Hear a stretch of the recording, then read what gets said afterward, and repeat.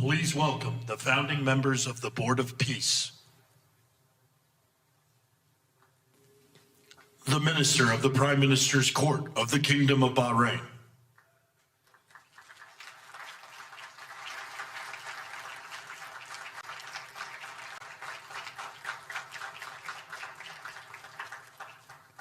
The Minister of Foreign Affairs of the Kingdom of Morocco.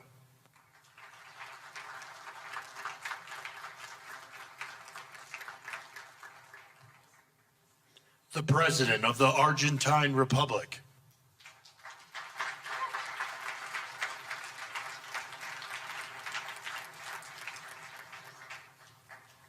The Prime Minister of Armenia.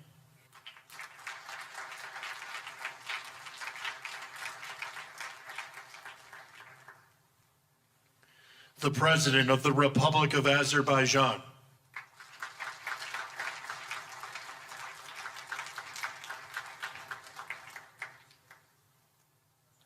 The Prime Minister of the Republic of Bulgaria.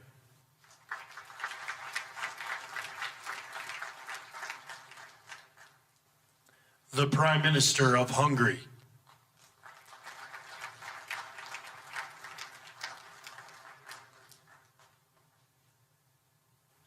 The President of the Republic of Indonesia.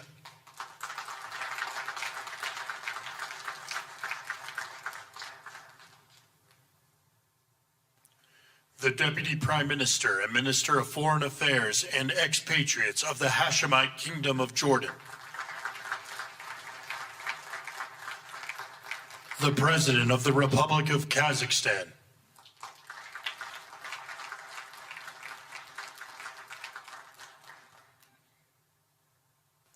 The President of the Republic of Kosovo.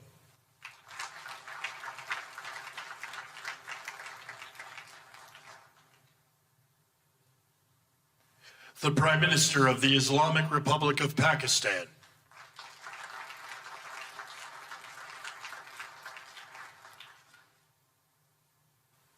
The President of the Republic of Paraguay.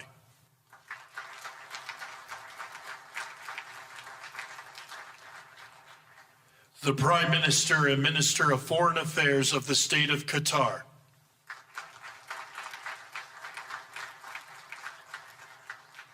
The Minister of Foreign Affairs of the Kingdom of Saudi Arabia.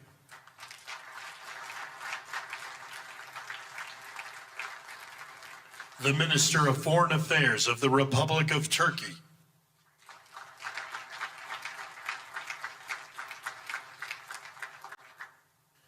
The Special Envoy to the United States for the United Arab Emirates.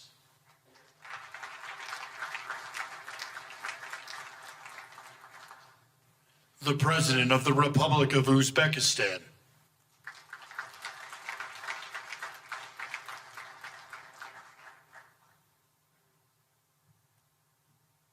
The Prime Minister of Mongolia.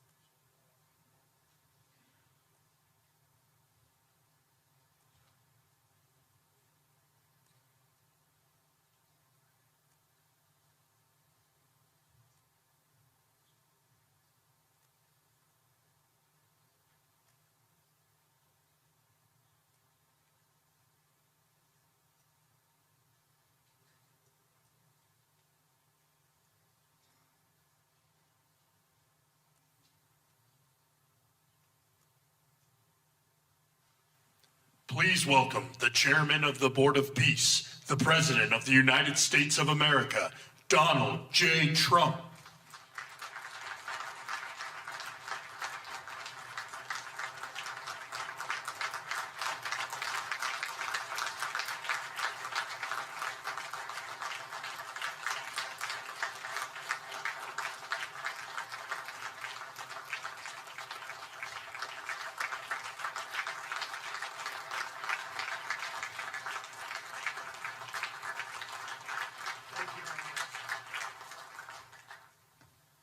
Well, this is a very exciting day, long in the making, and many countries have just received their notice, and everybody wants to be a part of it, and we'll work with many others, including the United Nations. But I want to thank you all for being here. Yesterday, we had an incredibly successful visit with many of the world's top business leaders, the best, the biggest, most successful, and foreign heads of state. And now we have one of the most important meetings of all, the official formation of what is known as the Board of Peace. I want to thank the Secretary of State, Marco Rubio, Special Envoy Steve Witkoff, and Jared Kushner, and their extraordinary work. I mean, they've done an amazing job. We have peace in the Middle East. Nobody thought that was possible. We've settled 8 wars, and I believe another one's coming pretty soon. You know what that is? The one that I thought was going to be an easy one has turned out to be probably the most difficult. Last month, 29,000 people died, mostly soldiers, in Ukraine, Russia. Think of that, 29,000, 27,000 in the month before, 26,000 in the month before that. It's terrible. But we have meetings and we think we're making a lot of progress. Thanks as well to Secretaries Scott Bessent, Howard Lutnick, and Chris Wright, U.S. Trade Representative, Jamieson Greer. They're all doing such an incredible job. Ambassador Callista Gingrich, who is here, doing a fantastic, really fantastic work. Thank you, Callista. And many other members of my administration who are so committed to peace, and they're also committed to great success. Very importantly, let me recognize the very first group of distinguished members of the Board of Peace. They will be introduced by name in just a moment. Caroline will be doing that introduction. And to each and every one of you, we are truly honored by your presence today. Leaders of countries, in most cases, very popular leaders. Some cases, not so popular, but that's the way it goes in life. Thanks as well to President Karol Nawrocki of Poland, who's a fantastic man. He just won a very big election. I'm very proud of him.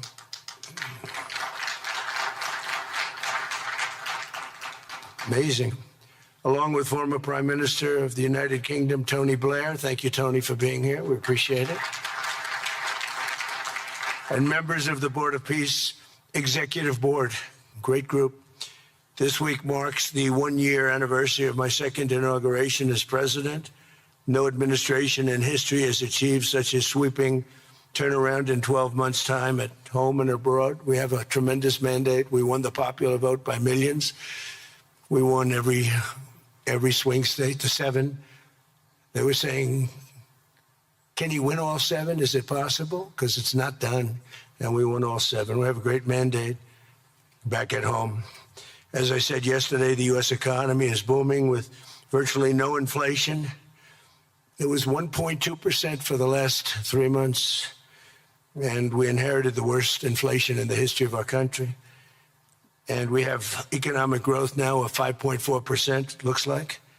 And I think that number can double and triple if we do the right things and if we change thinking so that if you announce good numbers, the markets go up, instead of if you announce good numbers, the market goes down because everybody tries to kill it by lowering or raising interest rates depending on the situation.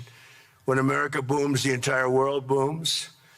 And we have secured commitments for over $18 trillion in new investment coming into our country, which is a record by many times over, not just by a little bit, by many times. There's no country ever in history that's gotten anywhere near that number.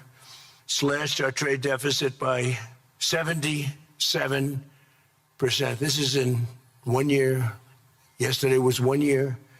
And signed historic trade deals with nations from all over the globe. Today, the world is richer, safer, and much more peaceful than it was just 1 year ago. We put out all those fires. A lot of people didn't know, including me, that some of those wars were going on. And some of them were going on for, in one case, 32 years, in another case, 35 years, and another one, 37 years. We were very happy to stop the war that had started with India and Pakistan, two nuclear nations. And I was very honored when the Prime Minister of Pakistan said President Trump saved 10 and maybe 20 million lives by getting that stopped just before bad things were going to happen. As president, I ended those 8 wars in 9 months, including Cambodia and Thailand. And by the way, many of the leaders are here. Kosovo and Serbia, the Democratic Republic of the Congo and Rwanda, Pakistan and India, Israel and Iran, Egypt and Ethiopia. We're working on that right now. I met yesterday with a very good general and a very good leader of Egypt. We're working on a dam that was built which precludes the Nile River from getting water. It's a little tough situation, but we'll get that settled. I really had it just about settled in my first term, and then we had a rigged election. Took me out of commission for a little while, but here I am back. We'll get it settled. But it's a pretty tough situation. A dam was built and the water doesn't come down to the Nile. When I think of Egypt, I think of the Nile, but I think of the Nile with water in it. Armenia and Azerbaijan, who, I mean, a lot of these leaders have become my friends. They become my friends. They're here. And of course, the war in Gaza, which is really coming to an end. We have little fires that we'll put out, but they're little. They were giant, massive fires, and now they're down to little fires, so we can put them out very easily. We have 59 countries that are involved in peace in the Middle East. Many of them not in the Middle East. They're near the Middle East, but they're not in the Middle East. And many have said that if Hamas doesn't do what they promised they would do, and I think they probably will, but they were born with rifles in their hands. Literally born. The first day they had a rifle put into their hands, but they have to give up their weapons. And if they don't do that, it's going to be the end of them. But many countries have told me we want to go in and do it. And they really aren't countries that you traditionally think of as being involved in that. But that's a fire. Hezbollah in Lebanon, we have to do something about that. But these are, I call them remnants. They're small remnants compared to what it was before. It was massive, large, powerful countries fighting each other. In another great victory for the ultimate goal of peace in June, we obliterated Iran's nuclear enrichment capacity with Operation, we call it Operation Midnight Hammer. And it was midnight, it was dark, no moon, and every single one of those bombs from the B-2 bombers hit the air shafts and went deep into the earth and totally obliterated everything that they were doing. They were 2 months away from having a nuclear weapon. Can't let that happen.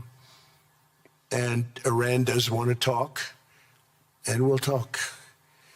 We've also hit ISIS in Syria, and very strongly, as you know. In my first administration, I took out al-Baghdadi, the founder of ISIS, and he was trying to start it up again because due to the tremendous talent of General Raisin Kane, as I call him, he wiped out ISIS in a period of 3 weeks in my first term. You know, we had a great first term, but the second term is, I think, blowing it away, actually. But we took out ISIS, and we had, it was gone, but during the Biden administration, it formed again a little bit. We hit it very hard in Syria. And Syria, by the way, I spoke with the president, is making a lot of progress, tremendous progress, actually. We're very happy about that. We took off all sanctions, which gives them a chance to breathe. And he is working very, very hard, and I think he's going to put it all together. So many things are happening, many good things. Threats to Europe and America, the Middle East, and other places are really calming down. It's a lot different than it was just 1 year ago. Just 1 year ago, the world was actually on fire. A lot of people didn't know it. And in Nigeria, we're annihilating terrorists who are killing Christians. We've hit them very hard. They've killed thousands and thousands of Christians. What's that all about? Much of this unprecedented success is possible because I rebuilt our military in my first term, and now we're making it even stronger. We have a budget of over $1 trillion this year, and next year we're going to $1.5 trillion. Our country's never done better economically. We're taking in numbers that we've never taken in, not only the fact that the investment is at 18 trillion plus, but our jobs numbers, everything is, I think, maybe better than ever before. I think you're going to see a lot of you are investing in our country. I think you're going to be extremely happy with your investments. I think you'll see numbers like you haven't seen before. I also secured commitments from virtually all NATO allies to increase their defense spending to 5% of GDP. Everybody but Spain. I don't know what's happening with Spain. Why would they not do that? They want a free ride, I guess, huh? Every country but Spain increased to 5%. I don't know why. We're going to have to talk to Spain. With America's renewed attention to security of the Western Hemisphere, I've stopped the invasion on our southern border and designated the drug cartels as foreign terrorist organizations. And you probably saw that we've virtually stopped almost 100% all drugs coming in by water. And now we're going to stop them on land. The land is easy. The water is tough. But that's down now. I heard it just last night. It was 97. Now it's 98.1%. And we're trying to figure out who are the 2% that are willing to get onto those boats. I don't think they watch television or the news. But we've taken out almost 100% of all of the drugs coming into the United States by water. And now we'll, I think, very easily stop them on land. That's the easy part. We wanted to wait till the other was taken care of. And earlier this month, thanks to the unrivaled skill, power, and might of the U.S. military, we have the most powerful military in the world by far. We captured the outlaw dictator Nicolas Maduro, and the people of Venezuela are very happy about it. And we're having great relationships with the new leaders of Venezuela. The relationships have been good. We're opening up the country to our giant oil companies, and it's going very well. We've already taken out, think of this, 50 million barrels of oil, and a lot of that's going to go back to Venezuela. They'll do more income with us in a short period of time than they did in years, because as much oil as they have, and they have a lot, just about the most.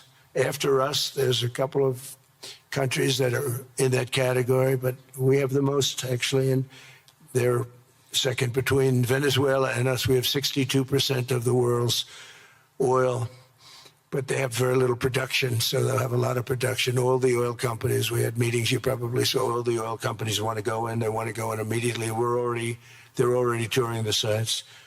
But our military was amazing. That strike was amazing. We had a second wave coming. We didn't need it. They said, no second wave. We don't want a second wave. The first wave was enough. And of course, we're working to end the horrible killing in Ukraine, a war that should never have happened and would have never happened if I were president. That was not going to happen. I used to speak to Vladimir Putin about Ukraine, and it was the apple of his eye, but he would never have ever done it. Said, you can't do that, Vladimir. As part of this historic record of major peace initiatives, today we're announcing more details regarding the Board of Peace, so important. This board has the chance to be one of the most consequential bodies ever created, and it's my enormous honor to serve as its chairman. I was very honored when they asked me to do it. We had an idea to do it, and then they came. They said, "You be the chairman." And but I take it very seriously. We have a great group of people, and incredible young people that are leading it from within. It's running beautifully. Started already, and every country, just about every country, wants to be a part of it. And we just sent out the letters a couple of days ago, and these are just the countries that are here. They happen to be in Davos. So we said, we'd be honored if you wanted to join us up on the stage. And it's really great. They're friends of mine, I think. Let me see. Yeah, every one of them is a friend of mine. A couple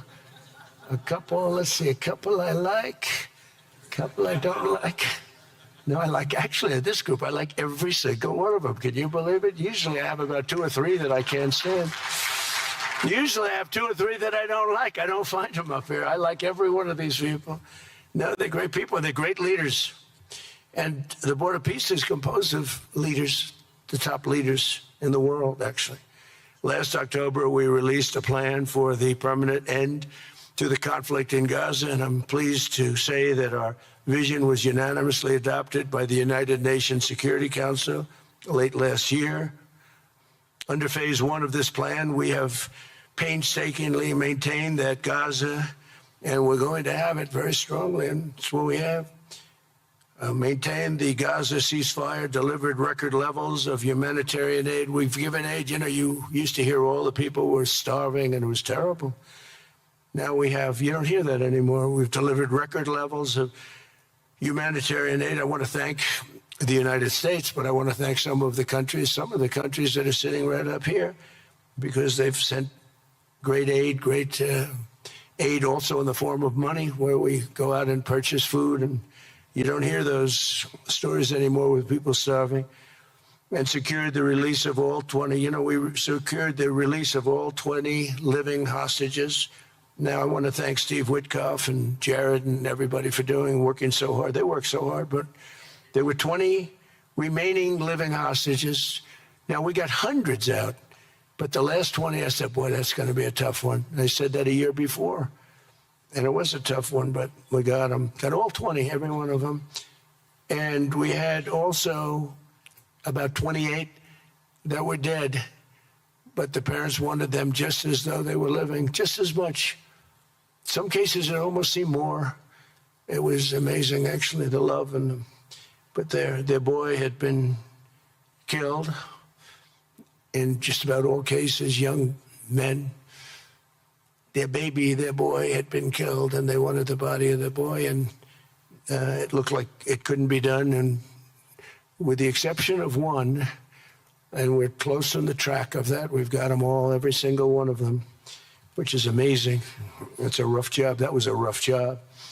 And I've been very clear that Hamas must return that last remaining deceased hostage as well, and that will be the full commitment. And then we get on to other things, and we're committed to ensuring Gaza is demilitarized, properly governed, and beautifully rebuilt. It's going to be a great plan, and that's where the Board of Peace really started. And I think we can spread out to other things as we succeed with Gaza. We're going to be very successful in Gaza. It's going to be a great thing to watch. And we can do other things. We can do numerous other things. Once this board is completely formed, we can do pretty much whatever we want to do. And we'll do it in conjunction with the United Nations. You know, I've always said the United Nations has got tremendous potential, has not used it. But there's tremendous potential in the United Nations. And you have some great people at the United Nations. But so far it hasn't. You know, on the 8 wars that I ended, I never spoke to the United Nations about any of them. And you would think that I should have. You would think they could have done those 8 wars, but they couldn't have. And they tried, I guess, in some of them, but they didn't try hard enough. But there's tremendous potential with the United Nations. And I think the combination of the Board of Peace with the kind of people we have here, coupled with the United Nations, can be something very, very unique for the world. It's for the world. This isn't United States. This is for the world. As everyone can see today, the first steps toward a brighter day for the Middle East and a much safer future for the world are unfolding right before your very eyes. Together, we are in a position to have an incredible chance. I don't even call it a chance. I think it's going to happen. To end decades of suffering, stop generations of hatred and bloodshed, and forge a beautiful, everlasting, and glorious peace for that region and for the whole region of the world, because I'm calling the world a region. The world is a region. We're going to have peace in the world. And boy, would that be a great legacy for all of us. Everybody in this room is a star, or you wouldn't be here. There's a reason that you're here, and you're all stars. You're the biggest people, the most important people in the world, most powerful people in the world. And when you use that genius that you have, that very unusual, very inspired genius, when you use that for peace, the opposite of peace has no chance. So I just want to say it's tremendous to be with you, and I think this is something that we're doing that's very important. This is the most important. I was so looking forward to being here, and yesterday was a tremendous success. A lot of good things happened, but this was something that I really wanted to be here and do, and I could think of no better place because so many people were together. And now to bring the Board of Peace into full force, I ask Sheikh Isa of Bahrain and Foreign Minister Barita of Morocco to join me in signing and ratifying the Board of Peace Charter. Thank you very much, everybody. Appreciate it. Thank you. Thank you.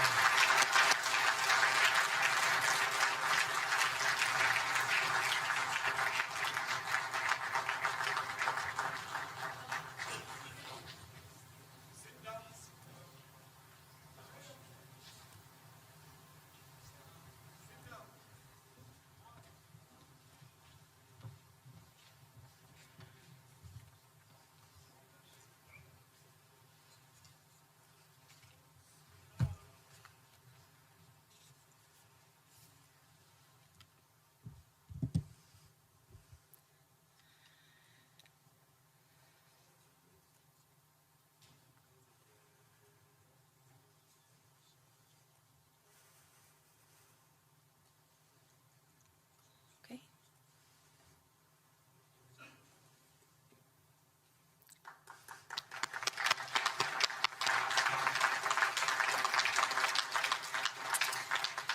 Congratulations, President Trump. The charter is now in full force, and the Board of Peace is now an official international organization.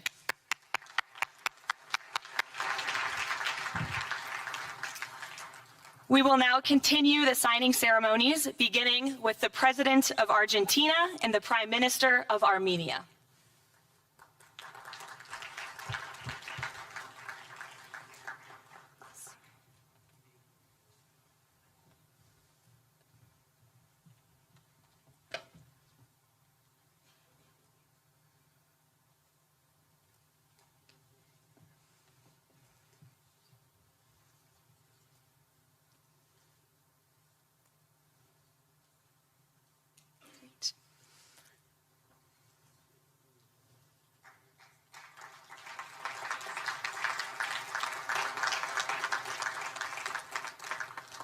Next up, the President of the Republic of Azerbaijan and the Prime Minister of the Republic of Bulgaria.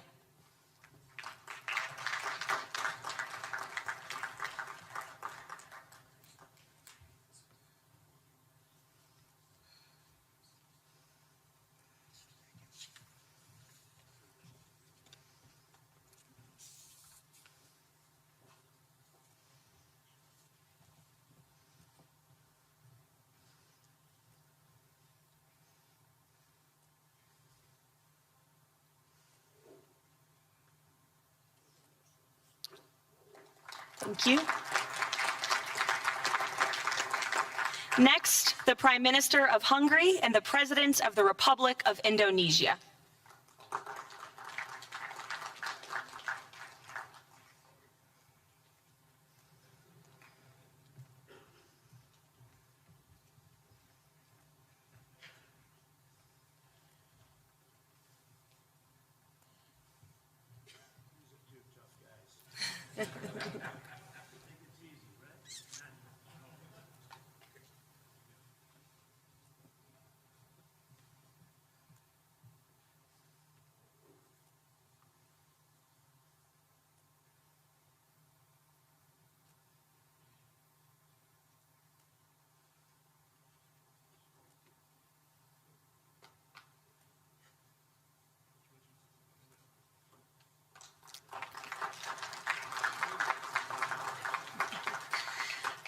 Next, the Deputy Prime Minister of the Kingdom of Jordan and the President of the Republic of Kazakhstan.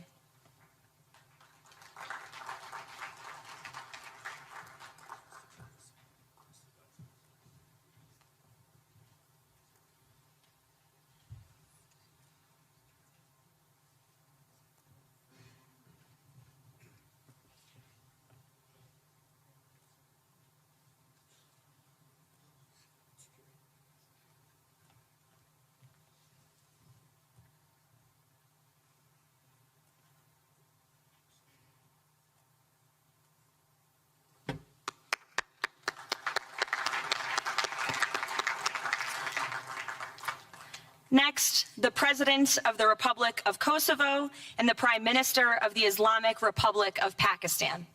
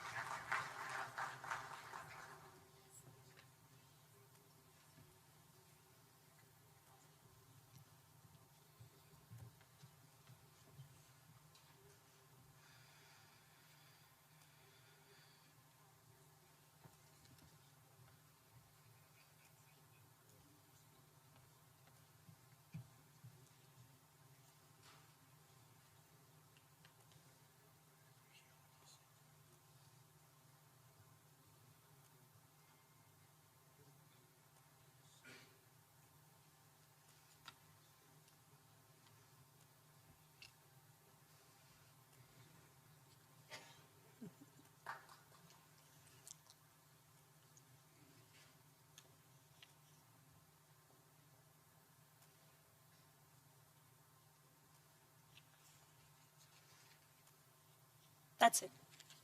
Yes. Thank you.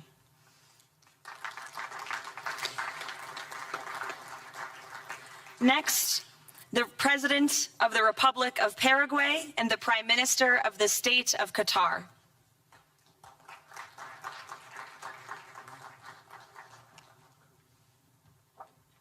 Hello. Good. How are you?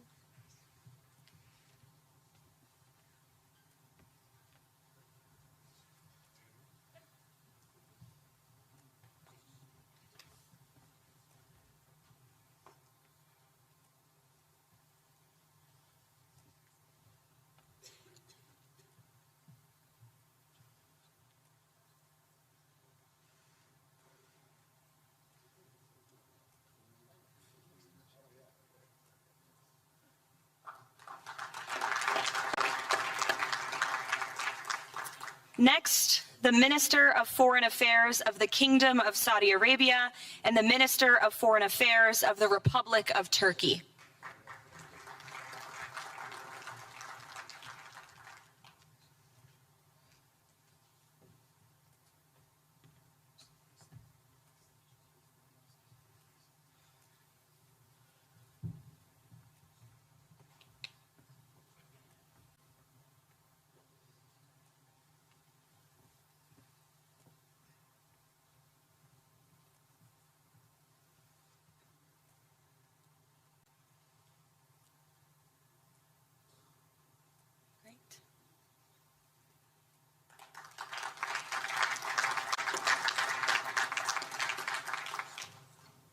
Next, the Chairman of the Executive Authority Affairs of the UAE and the President of the Republic of Uzbekistan.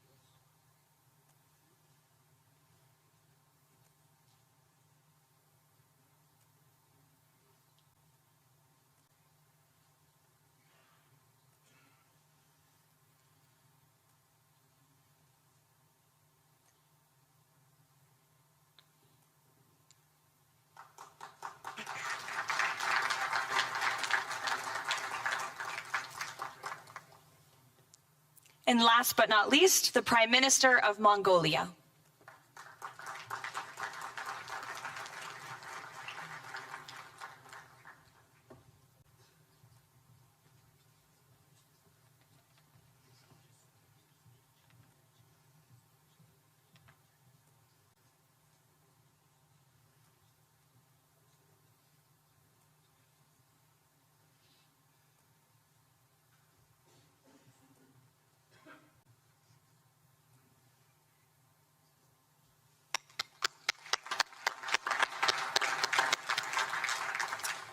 Congratulations, everyone. This concludes the signing ceremony. If President Trump and all of the Board of Peace members could please join the President around the table. The President is now going to sign the inaugural resolution that will resolve the Board of Peace's Gaza mandate per the United Nations Security Council Resolution 2803.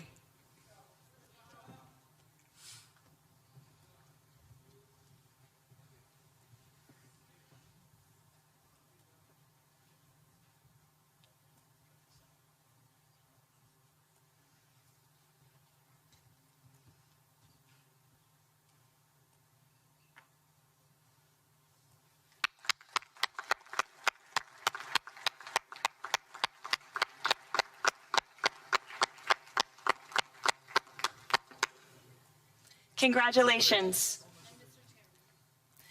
If President Trump and all Board of Peace members could please take their seats in the front.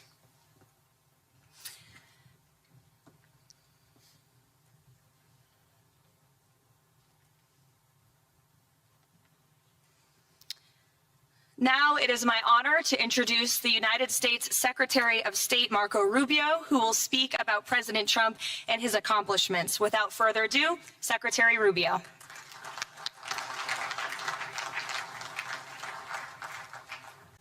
Thank you very much. It's an honor to be here today. It's an honor to serve as the Secretary of State during a historic presidency. And it's a historic presidency because the President of the United States, Donald J. Trump, is someone who is not limited by what others say is possible or what others say is impossible. He's not limited by some of the things that have happened in the past, and he's willing to talk to or engage with anyone in the interest of... If we go back just a few months ago, people thought what was happening in Gaza was impossible to solve. 28 hostages that were dead, others that were still living, all these hostages that were being held. No one thought that that would ever come to a resolution without more fighting and more bloodshed along the way. In fact, frankly, many thought it was intractable. And sadly, many of the institutions that have served us well, in many cases, for the last 70 years, were unable to do anything about it. But President Trump had the vision and the courage to dream the impossible, to believe that it was doable, and to pursue it with all of his heart. And he was in that capacity assisted by an extraordinary team, and I think both Jared and Steve deserve a tremendous amount of credit, Jared Kushner and Steve Woodcock, for all the work they put in. And all of our partners here today. And now we have this Board of Peace, who I believe's possibilities are endless. Obviously, with a focus, first and foremost, on making sure that this peace deal in Gaza becomes enduring. And I know this president has it as his highest priority, and will give it everything he has to make sure that this is successful. I also want to acknowledge the extraordinary leaders that are here today. This is not just a Board of Peace, this is a Board of Action. Just like President Trump is a president of action. A lot of times people like to give speeches. I've been to many of these forums, and they're not useless, and they're not, they have utility in many cases. But oftentimes in international affairs, we often find ourselves at events where people are reading these scripted statements, these strongly worded letters that they put out, but no action, nothing happens. This is a group of leaders that are about action. And the President of the United States is a president of action, of getting things done. And today is the beginning of that, of a new era and a new stage that we think is so important as a model to the rest of the world of what is possible. And clearly the focus is right now on Gaza and making sure that the plan that's about to be presented to you here today, this vision for the future of Gaza, this vision for the future of the region, is not just possible and promising. It is our destiny if we put the time and the effort that it requires, as I know this board will do. But I also think it will serve as an example of what's possible in other parts of the world. This is what's possible for other places and other conflicts that seem impossible to solve right now. So I want to, on behalf of the United States, on behalf of the team that worked so hard on this, thank every single one of the leaders that are here today and all the countries that have committed to joining, and many others who are going to join. Others either are not in town today or they have to go through some procedure internally in their own country because of constitutional limitations. But others will join. Many want to be a part of this effort because it is going to be a successful effort. And you see it reflected here today among countries of different backgrounds from different parts of the world, majority Christian some, majority Muslim others, who've come together. In fact, former adversaries who have joined here as part of this Board of Peace. And all was possible, and I want to acknowledge this again, because of the vision and the drive of the President of the United States. So thank you all for joining us here today. We appreciate it very much.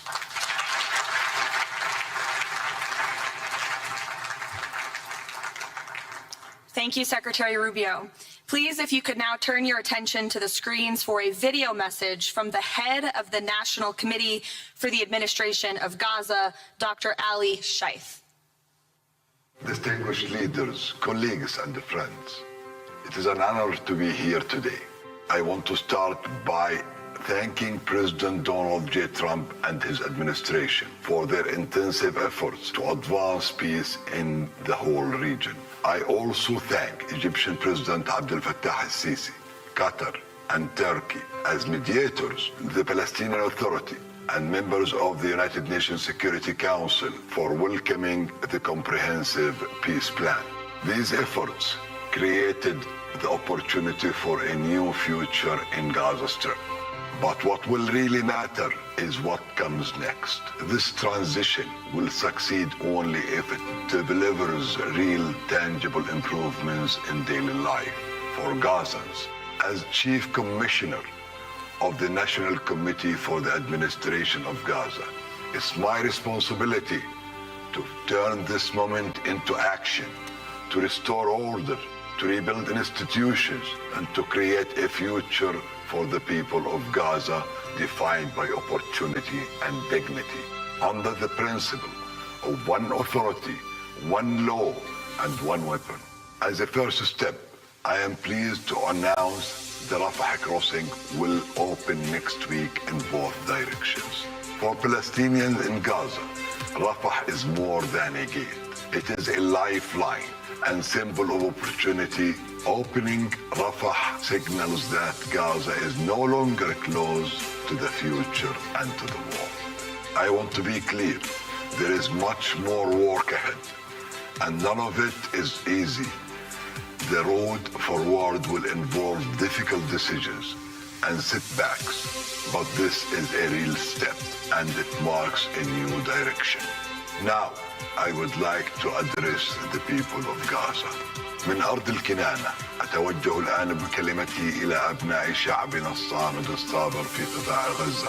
لقد صمدتم وحافظتم على أسركم وأرضكم خلال سنوات عصيبة هجاء صبرت أعماقكم وكل الحدود. إن صمودكم الأسطوري له أعظم ما قدمت. Your legendary steadfastness is the foundation upon which we will build our future together. This moment is not for looking back, but for moving forward toward a prosperous and bright future. A future where our children grow up without fear or anxiety, where work is rewarded, schools are opened, and daily life regains its stability and security. The coming stage requires the concerted efforts of everyone, but you will not face it alone. Your voices have weight, your actions have impact, and your commitment to peace and the rebuilding of your communities will define the futures of the new Gaza Strip. Step by step, with discipline and determination, we will build a capable Gaza, capable of self-reliance, and we will build it into a center for freedom, opportunity, and peace. اليوم أسأل الأسرة الدولية ليس فقط أن تدعم هذه أسأل by our actions, hold us to clear standards and stand with the people of Gaza as we take this responsibility for our future. Thank you, ladies and gentlemen.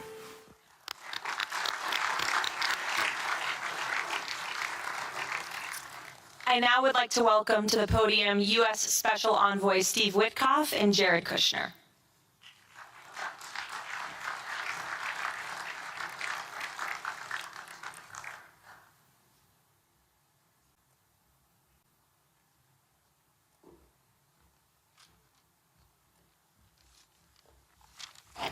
Thank you, everyone, and welcome here. This is really my honor to be up here speaking.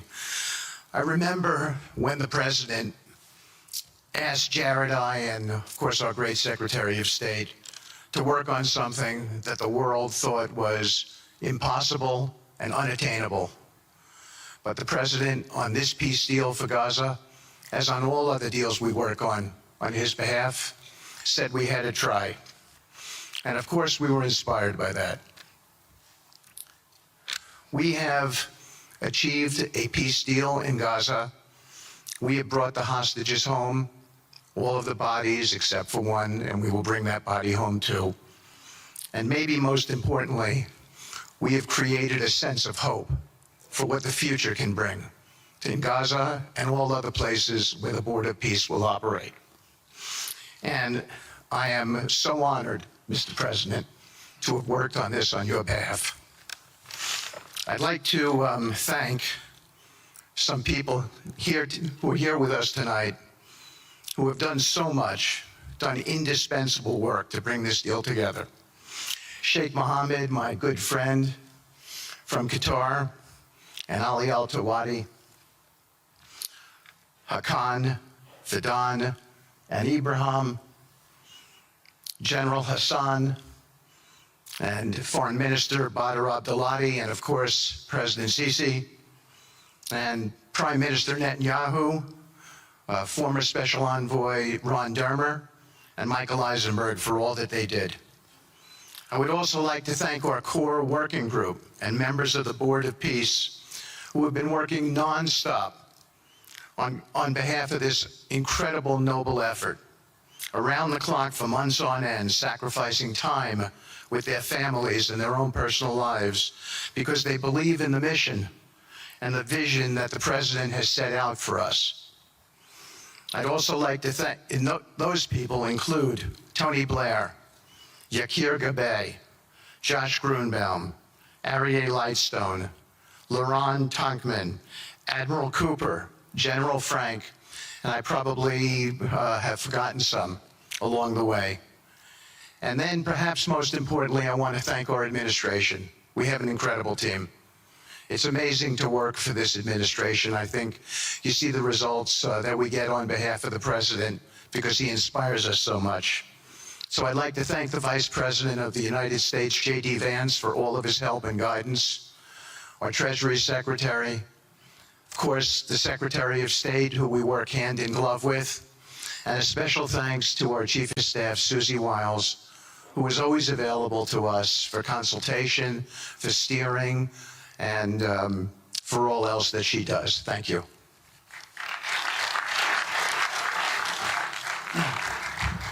Thank you, Steve. And I have to say, one of the great honors for me of being able to work on this has been working with Steve, who really is as brilliant as he is. His heart is tremendous. It's a lot of fun to be with. And even in some of these, very difficult moments where we didn't think things were happening, working together really was an amazing treat. I'm going to go now today just through a couple quick slides just to show you the progress that's been made in the last couple months. It was just over 100 days ago that we got the final deal done, and everyone was celebrating and joyous about the hostages coming home and the end to this long war that nobody thought was possible.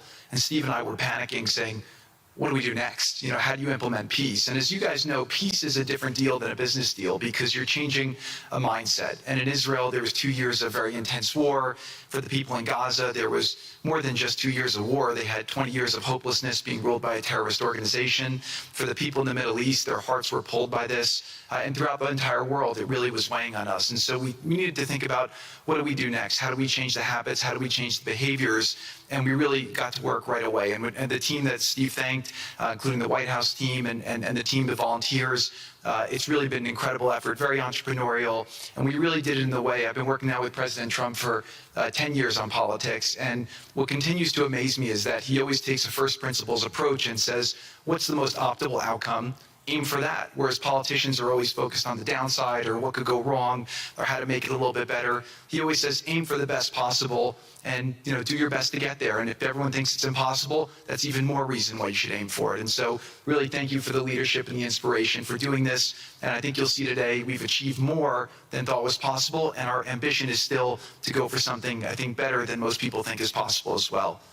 So let's see if these things work. They never usually work. Good. So quickly, I'll go through this 2-year war, 90,000 tons of munitions. There's over 60 million tons of rubble there and tens of thousands of fatalities. Through the ceasefire, we were able to get to through the 20-point plan, ceasefire, release of hostages, getting the UN resolution passed was a huge effort, really thanks to Mike Waltz and the whole team there. They did an incredible job. And we then, with the help of the UN, we've worked very well with them. This is why you need a new organization like the Board of Peace to work with the UN. I want to thank Tom Fletcher, did an incredible job of really getting it going. We've done historic humanitarian aid. Going forward, number one thing is going to be security. Obviously, we've been working very closely with the Israelis to figure out a way through de-escalation. And the next phase is working with Hamas on demilitarization, which I'll talk about in a second. But without security, nobody's going to make investments. Nobody's going to come, build there. We need investments in order to start giving jobs. We want to take these people. 85% of the aid of Gaza, 85% of the GDP of Gaza has been aid for a long time. That's not sustainable. It doesn't give these people dignity. It doesn't give them hope. And so we want to use free market economy principles. A lot of what President Trump spoke about that he's doing in America, we want to bring the same mindset, the same approach to a place like Gaza to give these people the ability to thrive and have a good life. Let's see. So on the aid, I mentioned the UN. So now people are talking about famine. 100% of the food needs are met, and that's been overabundance. The cost of goods have gone down tremendously. Over 55,000 trucks have gone in, and over 1.4 million pallets. So it's been the largest humanitarian effort done into a war zone that anyone's been able to tell us about. This really has been a great joint effort that everyone's been able to do, and so it's a great thing. We all just heard from Ali. We have been so impressed. Steve and I were speaking to him and the entire committee. Such bravery of these people to step up. And we've worked with the Palestinian Authority, who's been helping us as well. But this committee is the first time it's a technocratic, apolitical committee. I really want to thank the Arab partners for helping us select the right people to do this, and we just need to believe in them and support them. I put this up here. It's probably a little too small for me to read, but this is really important if you saw the mission statement. So Hamas's mission statement was, we need to destroy the state of Israel. That has not worked well for the people, as we've seen. Their mission statement is, we are committed to establishing security, restoring the essential services that form the bedrock of human dignity, such electricity, water, healthcare, and education, as well as cultivating a society rooted in peace, democracy, and justice, operating with the highest standards of integrity, transparency. So these are the basic things. Their goal is to have peace and to help their people, which is an obvious mission statement for a government, but actually fairly novel for Gaza. So we did a master plan. We brought in, I think, Yakir Gabay, who's one of the most successful real estate developers and brilliant people I know. He's volunteered to do this, not for profit, really because of his heart. He wants to do this.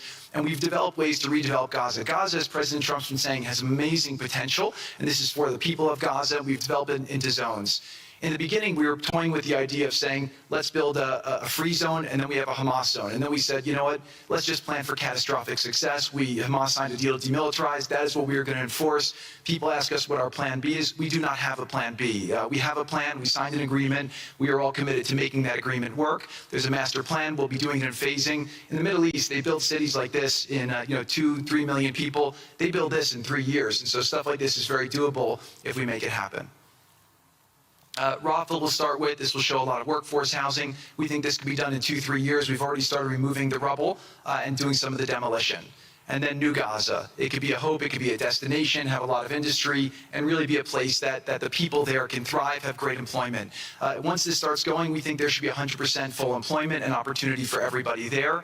And we have a lot of data on what can be, but we think that this really gives the Gazan people an opportunity to live their aspirations. But it all starts with security, and it all starts with governance. Final note I'll just say on the Board of Peace, which is that all the lessons we're doing is we're basically studying the best practices from all over the world, and we're watching who does education the best, who does healthcare delivery the best.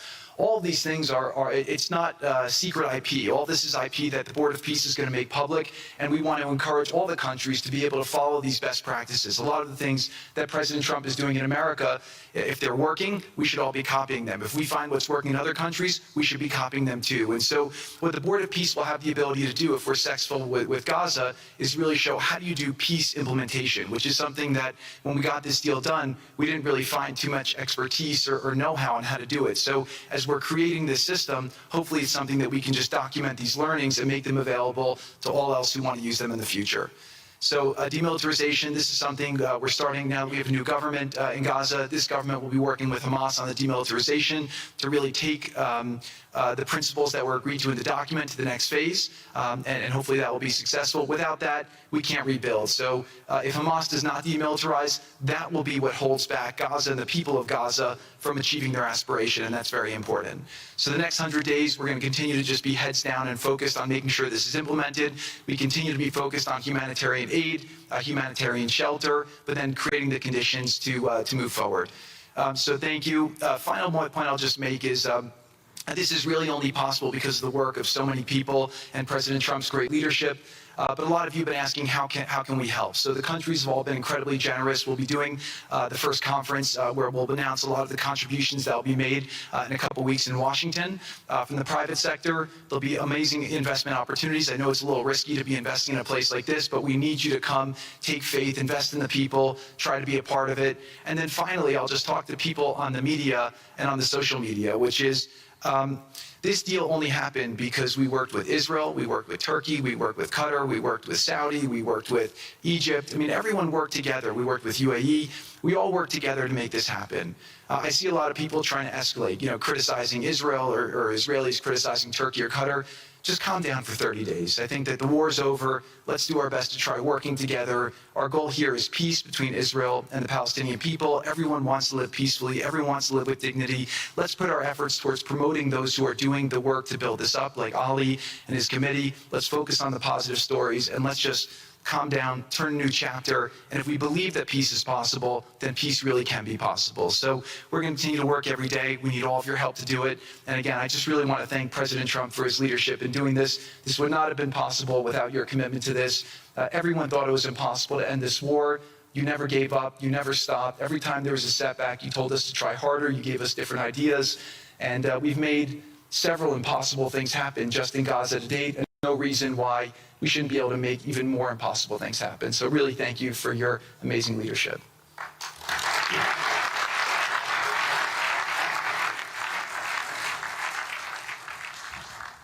Thank you, Jared and Steve. Now I would like to introduce and welcome to the podium the High Representative for Gaza, Nikolay Mladenov.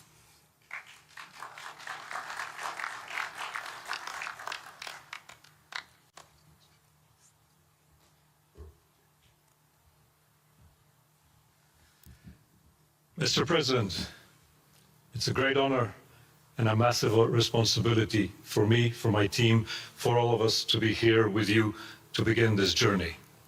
Who would have thought 2 years ago that we will be sitting here with this group of countries, with this leadership, giving the people of Gaza a new chance?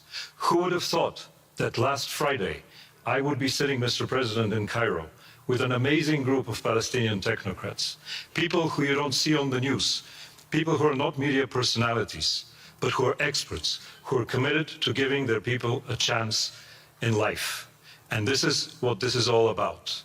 For too long, Gazans, Palestinians, and Israelis have lived with conflict, with death, with destruction. Now, the page turns. And whether that page turns successfully really depends on all of us. We have the ingredients for it. We have the leadership of the United States and President Trump. We have a great group of countries joining the Board of Peace and more to come. We have a fantastic Palestinian team on the ground, and we must make it work. Our partnerships are there, our plans are in place, and we need your support. And finally, I look to all of you who are in this room and who are watching this meeting from their screens at home or in their offices. Please put away your talking points for a minute. Please put away your fears. Please put away your concerns. Please stop listening to the rumors and to the gossip. Focus on what we have to do today, because the future of 2 million Palestinians is at stake, and if we give them a chance, we will do more than that. We will create opportunities for 1 billion people who live in the Middle East and beyond, and who are responsible, also who want to see transformation and a chance in life for the future. So please join us on this journey, join the Board of Peace, and join us in supporting this excellent initiative. And thank you again, President Trump and the United States, for taking this decisive leadership forward.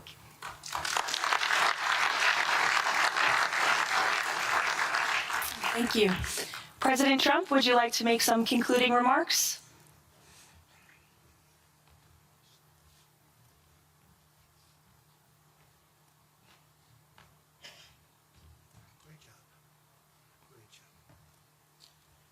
Well, I just want to tell you it's all happening. And one of the first things I said when we really got involved in this project, and it's a big one, but it's very doable, I said to Jared and Steve and some of the other folks, including Larry Fink, and congratulations on the great success. The two of you have done a fantastic job. This is bigger and better than ever. We usurped some of your time for a very important reason, and you understand that better than anybody, and we appreciate that you're here very much. Thank you both very much. But I said that, this is a great location. It all begins, see, I'm a real estate person at heart, and it's all about location. And I said, look at this location on the sea. Look at this beautiful piece of property, what it could be for so many people. It'll be so great. People that are living so poorly are going to be living so well. But it all began with a location. That's the vision. Then look out on the waters, and very few places are like it. So we put together a team that's outstanding, a team that's done it before, a team that I think has done tougher jobs, if you want to know the truth. We've done some tough jobs.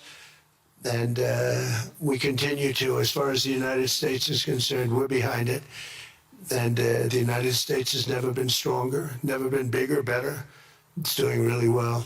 You see that, building thousands of businesses, plants, factories all over the United States are right now under construction. Nobody's ever seen anything like it. And this is just an honor to be involved with this and to be involved with the great people in this room and the great leaders that are sitting on stage. We thank you very much. And we have many others that have signed up, and they all want to be members of the Board of Peace because it really will be important. This is not going to be a waste of time. We waste so much time on things that never happen. This will happen, and it's already happening. Thank you very much, everybody. It's a great honor to be with you. Thank you. Thank you.